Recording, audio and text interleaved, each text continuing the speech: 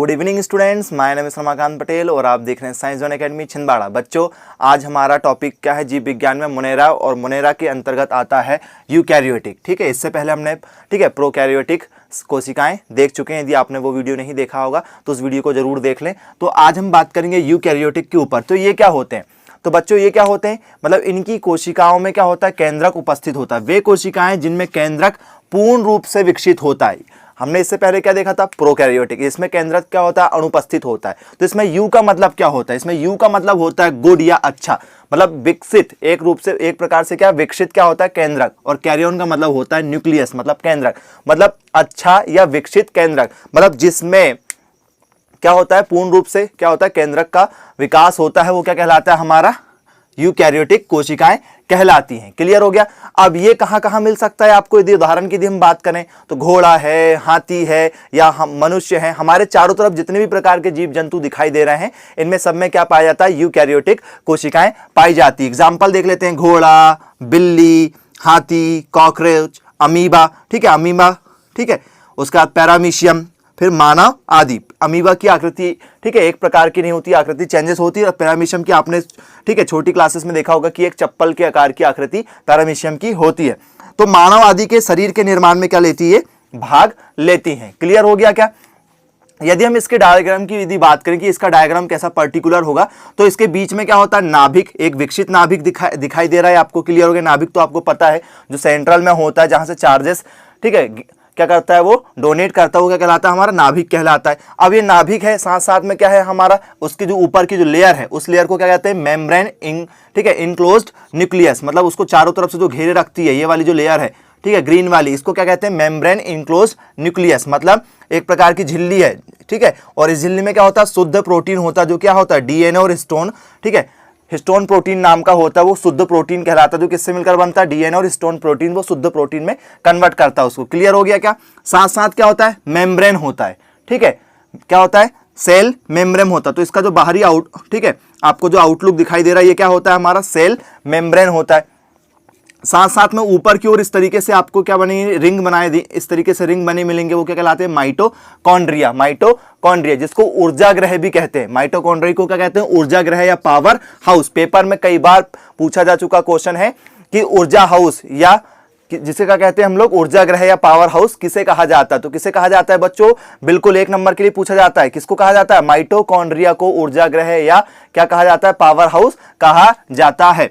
इसकी खोज सबसे पहले कोली करने की थी। किसने की थी? कोली ठीक है करने की थी, 1880 में की थी। पेपर में यह क्वेश्चन भी पूछा गया है कि माइटोकॉन्ड्रिया की खोज किसने की थी? तो कोली ने 1880 में की थी। ठीक है, खोज की थी। इसका जो नाम दिया गया कि इसको हम माइटोकॉन्ड्रिया ही कहेंगे, ये नाम बेंडा ने दिया था। ठीक है, 1897 में दिया था।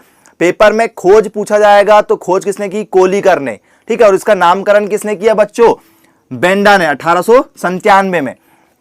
अब एक जो माइटोकॉन्ड्रिया होता है, इसका जो लंबाई होता है वो 1.5 ठीक है माइक्रोन, यू किसका सिंबल है? माइक्रोन का, से लेकर 4 माइक्रोन के बीच में होती। पेपर में यहां से भी क्वेश्चन आता है। और काफी ज्यादा जो बच्चे होते हैं, जो डीप में पढ़ के नहीं जाते हैं, जो सोचते हैं कि हम घर बैठ के पीएटी क्रैक कर सकते हैं, आईसीआर क्रैक सकते हैं, एग्रीकल्चर की कोई भी एग्जाम क्रैक कर सकते हैं, तो वो यहां जाके मार खा जाते हैं, क्योंकि ऐसे डाटा ठीक है आपको किसी बुक में वगैरह में बहुत कम देखने को मिलते हैं। तो 1.5 ठीक है माइक्रोन से लेकर 4 माइक्रोन के बीच में क्या होती है? इसकी लंबाई होती है बच्चों, याद रखिएगा। ठीक है, अब इसकी व्यास की बात करें तो 0.5 mm ठीक है माइक्रोमीटर से लेकर क्या होते हैं? 1 mm के बीच में होती है, इसका जो व्यास होता है। अब यदि बात करें कि जो हमारा माइटोकॉन्ड्रिया होता है, इसका लाइफ साइकिल कितने दिन का होता है, कि हमारे बॉडी में कितने दिन तक सर्वाइव कर सकता है? तो इसका लाइफ साइकिल 3 दिन का होता है बच्चों। कितने दिन का होता है इसका लाइफ साइकिल? 3 दिन तक ये मानव शरीर में या किसी भी जीव जंतु में जीवित रहती है।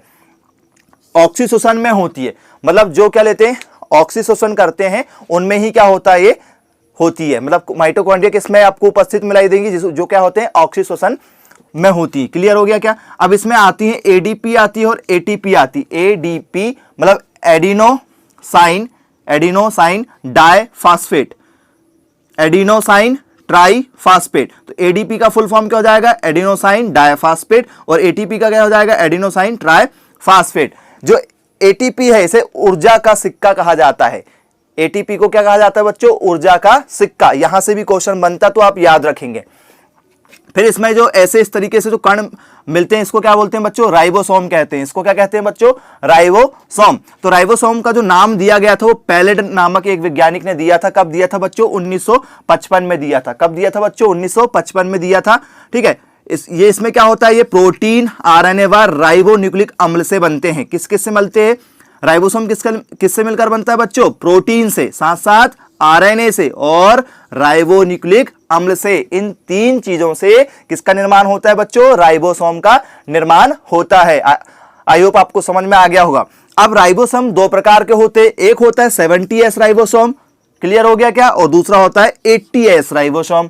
ठीक है, 70S और क्या लिखा हुआ है, 80S, 80 और S फॉर, ठीक है, ठीक है, एस लिखा हुआ है, 805 नहीं लिखा हुआ है, क्या लिखा है, 80S और 70S, दो प्रकार के राइबोसोम होते हैं। इनके बारे में आप क्या करना, अच्छे से एक बार रिवाइज कर लेना। तो हमने आज जो देखा, किसके बारे में देखा था, यूकैरियोटिक सेल के बारे में। यूकैरियोटिक सेल में क्या होता है, माइटोकॉन्ड्रिया भी होती है, राइबोसोम भी होता है, एक विकसित क्या होता है, न्यूक्लियस भी होता है और सेल मेम्ब्रेन भी होता है। क्लियर हो गया क्या।